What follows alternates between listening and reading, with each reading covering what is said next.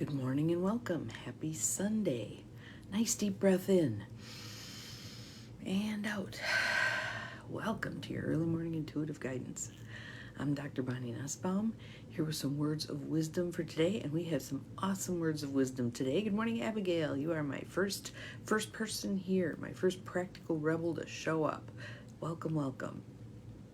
All kinds of cool stuff to talk about today. Good morning, Joe Neal. Happy transformation anniversary. That was cool. I loved your little post that I caught just as I was coming in for to do YEMIG, but I needed to switch from my personal account to my business account, and you were there. Good morning, Barb. Good morning, Catherine. Welcome, welcome. Set your alarm. Good, because we're having some amazing stuff.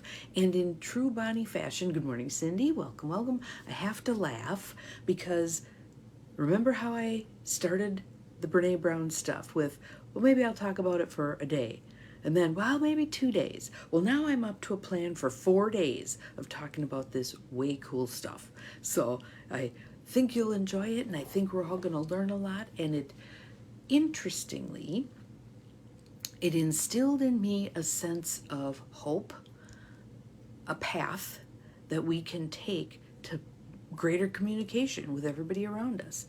So in doing that, yesterday and today, first thing this morning, way early morning seems to be the time that ideas like to pop in. I think it's because the defenses aren't up yet. I'm not into the flow of the day. There's just a fallow time, and all of a sudden, poop, something's there. So got a couple of great ideas. We're meeting today with the church, the first church that I'm working with, leadership, and the expert that I have hooked them up with to guide their process financially. And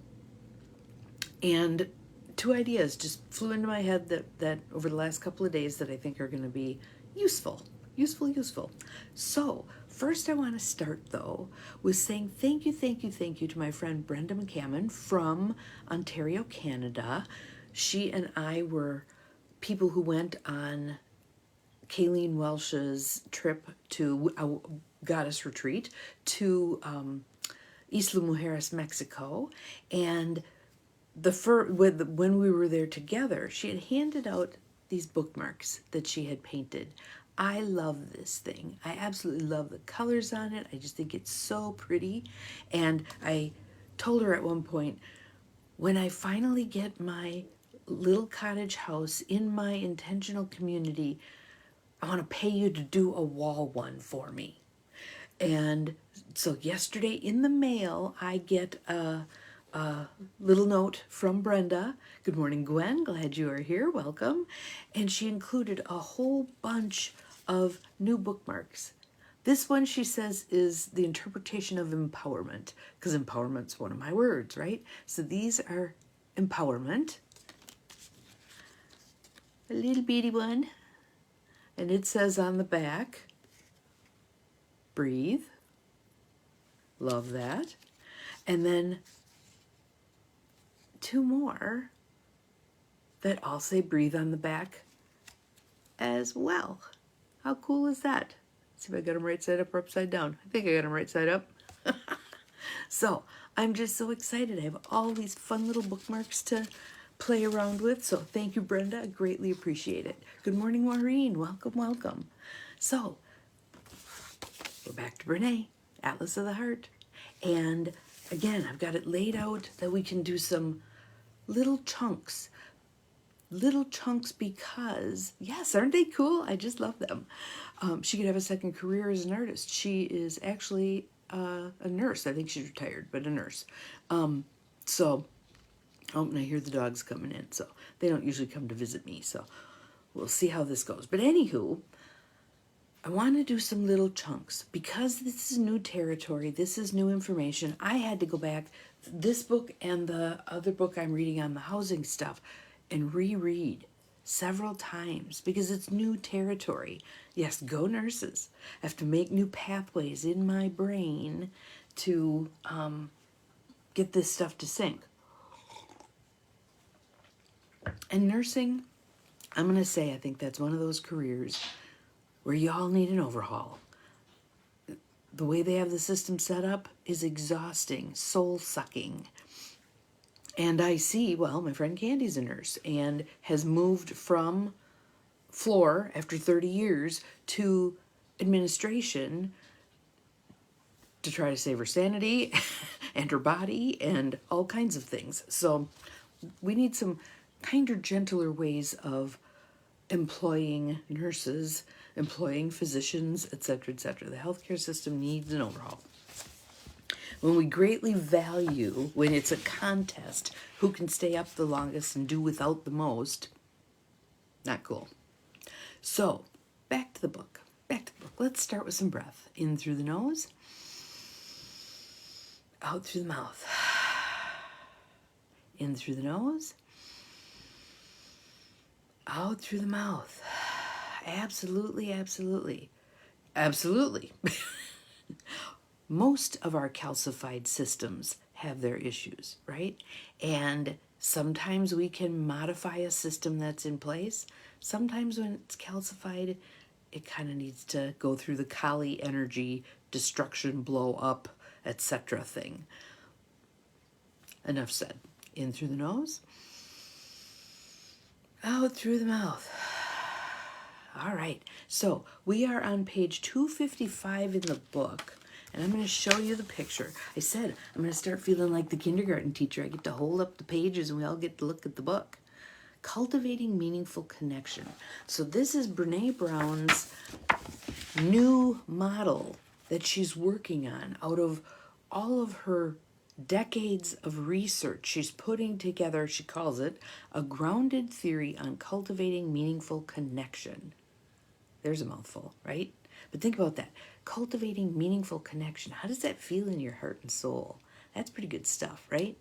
So there are 3 main points, and over the course of the days, there's one point I want to hit a little more than the other. Well, 2 of them that I want to hit a little more than the other. But again, get the book. Get the book. Make it a Tosha Silver book, a Bible, where when you need to see something, open it up. Yes, most of the systems are androcratic, male energy focused. That doesn't mean they're always by men. It's the process that's male focused. The divide and conquer, the power over, that kind of stuff, as opposed to the divine feminine, come together, collaborate, cooperate, etc. And we all have both. We all have both. So again, thank you for sharing that, Cindy, because that's another opportunity for all of us to see how we hearken back to previous information that was new for us. We're getting it synced in our system, and then we're moving forward. So, cultivating meaningful connection, the 3 pieces that she articulates that are needed. First, let me do the definition of connection, because I just love this, because some people are going to say, well, I'm connected to people. Hear this. Connection is the energy that exists between people when they feel seen, heard, and valued, when they can give and receive without judgment, and when they derive sustenance and strength from the relationship. Now, how many of your relationships fit the bill? And does that mean they aren't salvageable? No, that doesn't mean that at all. It means that we drank the Kool-Aid. We bought into how relationships are supposed to be and how work is supposed to run and how, all the things that lent themselves to being overly androcratic, that divine masculine, sometimes onto toxic masculine focus. Hearkening back to the predictions by Amanda Ellis. Have we had enough of war? Have we had enough of that male conquering energy? Masculine conquering energy, not male, masculine conquering energy. Are we ready to be done with the war approach? Good morning, Bobby. Glad you are here. Interesting, you're showing up as Serenity Yoga and Breathwork as opposed to Bobby Silverstone. Usually you come up as Bobby Silverstone. Interesting. Welcome. So, but again, pulling in all of these pieces of information from the things that we're learning to form a new thing. Kind of like I've been working on solving these problems. There's male language, masculine language, right? And now having a couple of ideas pop into mind that are very divinely feminine oriented. It's about collaboration and cooperation rather than competition. Let me go back and read this definition of connection again. And I want you to think about your relationships, your friendships, your partnerships, your acquaintances, etc. How many of them truly fit this bill? And don't be discouraged if it's very few, because this is what we're going to be working on. Connection is the energy that exists between people when they feel seen, heard, and valued, when they can give and receive without judgment, and when they derive sustenance and strength from the relationship. Thank you, Cindy, for posting that. I greatly appreciate it. So there it is. That's the benchmark. Need a drink. Hang on.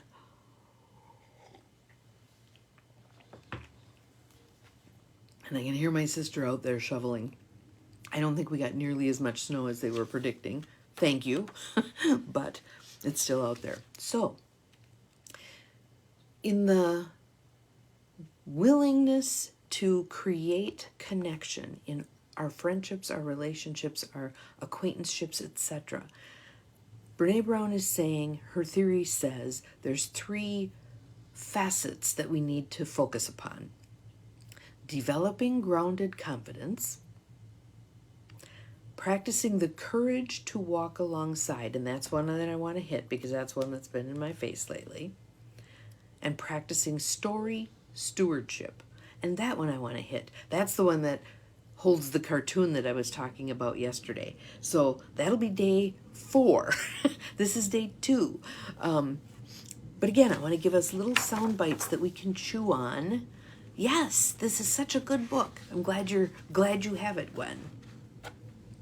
So, she talks about those skill sets. And remember yesterday we talked about near enemies?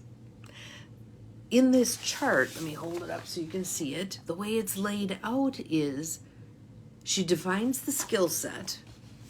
Then she talks about, and those are the true pieces that we want to create within ourselves, the skill set. She then talks about the near enemies and the far enemies. What does this thing look like? What are this is it. This is almost it, but it's doing some damage. And this is way not it.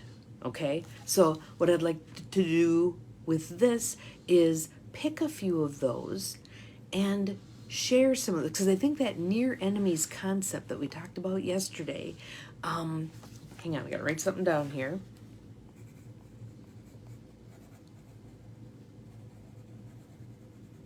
It's one of those brains that when something good drops in, I need to capture it or it goes... Should plug an ear, maybe it'd stay put. Anywho, so she has those 3 skill sets. And in the first skill set, the grounded confidence, there's Brenda. I was just giving you kudos for those awesome bookmarks that you made for me. So I showed everybody the bookmarks and I showed everybody the back where it says breathe. Just cool, just cool. Thank you, thank you, thank you.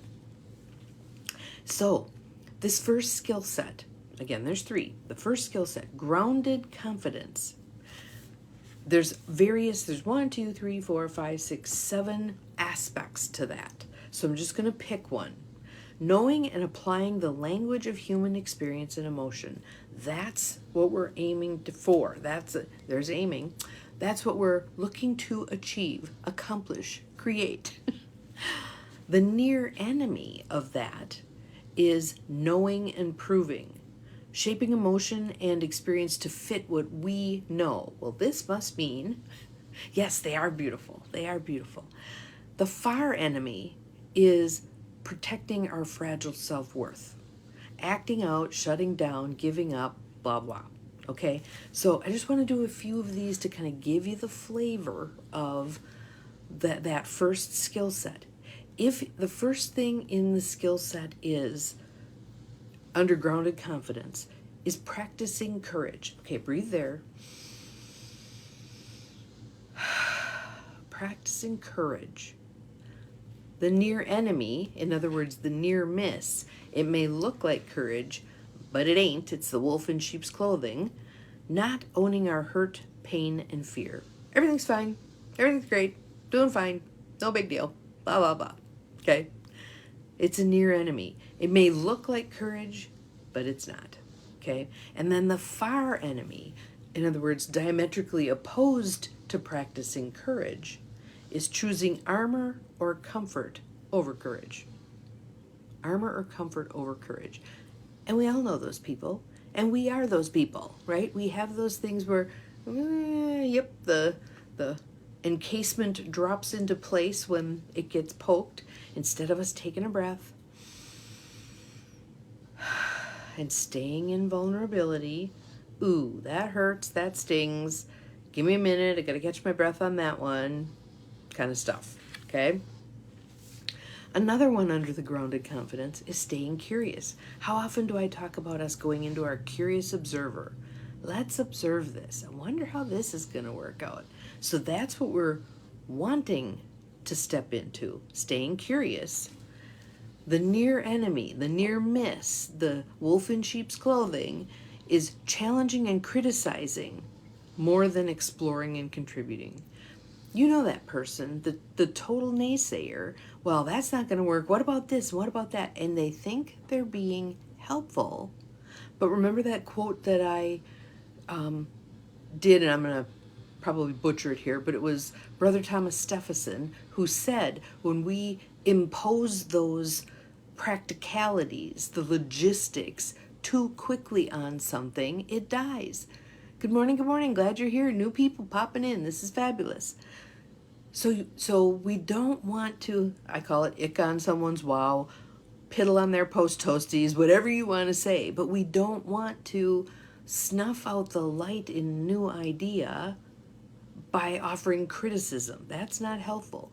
Be curious. Be in curiosity. That's cool. But the criticizing, and then the far enemy showing indifference, disinterest, or defensiveness. So you're beginning to get the feel for how this thing works. And many of us, I'm not at all worried about those far enemies because we see them. We can identify them. Okay, that person doesn't get me. They're raining on my parade. I'm going to keep some distance there. The near enemies, we don't necessarily see it. We may consciously decide. Glad you decide. Thanks, Ty. Or you agree. That's good. We consciously decide they're okay. They're helpful. They're being supportive. So we need to clear our lenses in terms of those near enemies such that we manage it in a different way. So that's the first skill set, the grounded confidence. The second skill set, which we're going to dive into more tomorrow, is the courage to walk alongside. And this one, Bobby Silverstone, this one's talking to us because it so fits with what we talked about on Friday. So the skill set that we're looking to develop, is the courage to walk alongside someone as they're walking their difficult path. The near enemy is trying to control their path. Well, why don't you try this? Why don't you do that? Let's start with this. Let's do that. Good morning, Janice. Glad you're here. Controlling the path. The far enemy is walking away.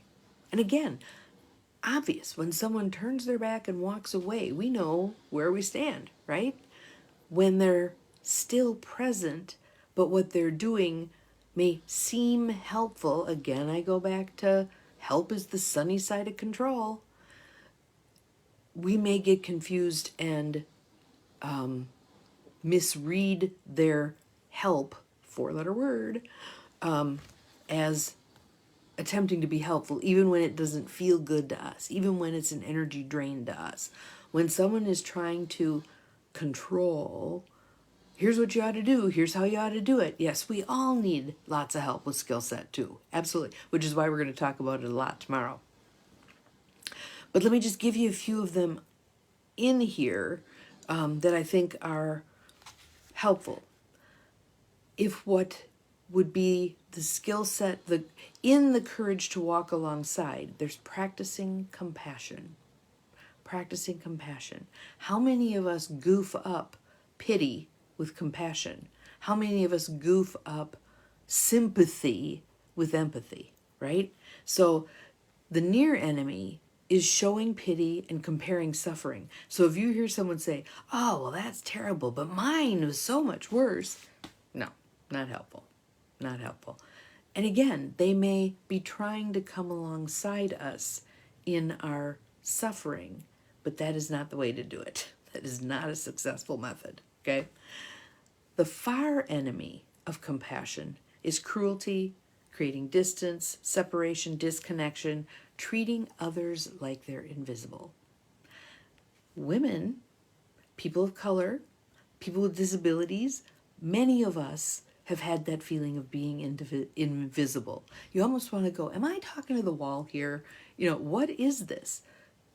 It's subtle put downs. It's an actual turning away. You're not getting any. Going car shopping as a young woman, have a male with you, and the car salesman would often talk to the male. And even when the male would say, she's buying the car, she's the one with the money, it's for her, talk to her, they couldn't quite do it. They're still as if we don't have a brain. That kind of stuff, yes? So, another piece with the courage to walk alongside, that second skill set, is being committed to being other-focused. So you're attentive and you're hearing, and this is the third part, but I'm going to put it here anyway. You're hearing their story. You're truly hearing and you're listening. You're not running your own agenda in your brain. You're present.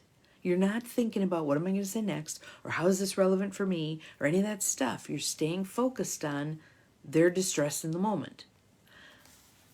The near enemy is acting as if you're concerned, but trying to control, trying to shift it to a different outcome. So one that we hit with on Friday was when someone is doing something that our perception isn't in their highest and best good, like they're not attending to their health in some way. We want to fix it. Well, have you tried this? Have you bumped up your water? Are you moving more? Blah, blah, blah. That's us trying to control what's happening, right? That's that near enemy thing. Far enemy is, and I've done this at times, well, I can't do anything to fix them, and it's so uncomfortable watching them flail that I'm going to get self-protective. I'm just going to focus on myself. I'm not going to bother with, but it's a defensive, reactive kind of thing, as opposed to, it's none of my business. This is the path they're choosing to walk. Here's my doorstep. Here's the one I need to clean up. That's where I'm going to focus. That's a whole different ball of wax than that defensive, fine, I'll just take care of myself then. Peace. So that's skill set 2, the courage to walk alongside. Skill set 3 is story stewardship. So the subtitle that you put on that one is honoring story as sacred. Honoring story as sacred. Even if the story isn't accurate. Or as always, is coming through our filters. I'll make one up here. He dumped me because I'm not enough. That's a shitty story we tell ourselves, right? But when we're hearing that from someone we love, and we jump in with, no, that's not it at all, blah, blah, blah, we're in that near enemy place. We're trying to control their narrative instead of being present for them. So under story stewardship, she says, what we're wanting is knowing and applying the language of human experience and emotion. When we get caught in near enemy, we're acting as if we're creating connection with this person, but we're actually driving disconnection. Shaping emotion and experience to fit what we know, right? Well, when we get together again, I'm going to suggest that we do X, Y, and Z. Controlling the narrative, as opposed to addressing what's going on, okay? The far enemy is not valuing the story at all and basically shutting the other person down, giving up, acting out, confronting their story in a way that's not appropriate, etc. So, again, hopefully this is planting the seeds. These are the things that we're working with to create true connection with other people, meaningful connection with other people. And again, I want to caution, don't get discouraged. Most of us like to think we're really great communicators. And when we start looking at this stuff, we kind of go, oh, not as good as I thought I was. I'm owning that. There's a bunch of this stuff that I've done that hasn't been helpful for the people with whom I was talking. So, opportunity to practice. How do I make changes to this? How do I, and the main underpinning of all of this is, how do I breathe into, sit with, embrace my own discomfort so that I don't try to control a circumstance? How do I, so like, again, when my friend Lynn Schuster says, I wonder how this is going to work out, she's in the discomfort of not knowing how it's going to work out. Be with that. Breathe into that. Allow that to be and see what unfolds. Hard enough to do for ourselves in our own muck. Really, there we go. Good for you. Yay. Don't worry about it, because this is the awareness point. Let's call it that. This is the awareness point. And what's cool is now we can work with this, right? Now we can do something about this. It could be, Gwen, that you call your friend back up and you say, hey, I learned something new today, and I just wanted to tell you what I learned and apologize for having done some of this stuff with you yesterday. I really want to walk with you. I really want to be present for your discomfort. I really want to hold big space for you to figure this out, because I know you're capable, and I'm just going to hold big space. We get the practice. We get the practice of kindly calling ourselves out for having messed up a little bit and creating the circumstances within which the other person can heal, we can heal, and our relationship with that person can vastly improve. This is opportunity. I hate to say it, Gwen, but I kind of am glad this happened yesterday, because now you have an opportunity. And don't think you're the Lone Ranger, because every single one of us, I mean, I'm talking about Bobby and I on Friday, same thing. These are our opportunities. And when we can embrace them, massive change is possible. Massive change is possible. One step at a time. So for today, I'd like you to just be thinking about these things, especially the near enemies thing. Where have I missed just by a little bit? Yes, absolutely. We all need some grace here, right? We all need some grace. We all do this stuff. So I have a meeting today. Previous meetings, I've done a bunch of this stuff. So today's meeting is an opportunity for me to practice this stuff. I am looking forward to this opportunity to practice this stuff. We'll see you again tomorrow. Remember, you're capable of far more than you think you are. We can do this. Bye.